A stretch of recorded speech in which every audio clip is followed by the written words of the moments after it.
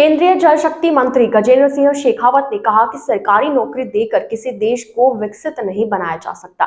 भारत को मैन्युफैक्चरिंग का हब बनाए, भारत को एनर्जी में आत्मनिर्भर बनाए, भारत में वर्ल्ड क्लास स्ट्रक्चर बने, युवाओं के पढ़ने के लिए ग्लोबल जैसे एजुकेशन सेंटर बने, भारत टेक्नोलॉजी का हब बने, मैन्युफैक्चरिंग का हब बने। देश की सरकार जब इन सब चीजों पर काम करती है तो देश के करोड़ों लोगों को रोजगार मिलता है।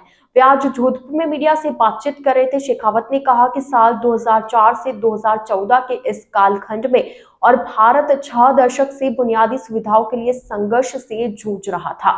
भारत का आम आवाम छोटी छोटी आवश्यकताओं के लिए संघर्षरत था या सरकार के सहयोग का वर्षों से इंतजार कर रहा था। उस कालखंड में भ्रष्टाचार सिर चढ़कर बोला, देश की सीमाएं कमजोर हुई, देश की आंतरिक सुरक्षा को भी जबरदस्त धक्का लगा था। उस परिस्थिति में देश की जनता ने प्रधानमंत्री नरेंद्र मोदी में आशा की किरण देखते हुए भाजपा को पूर्ण बहुमत की सरकार दिया।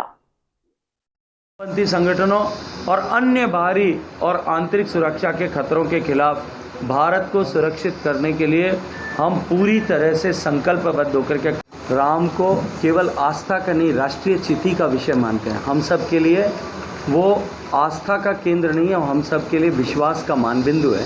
हम देश के युवाओं के लिए अत्यंत महत्वपूर्ण है।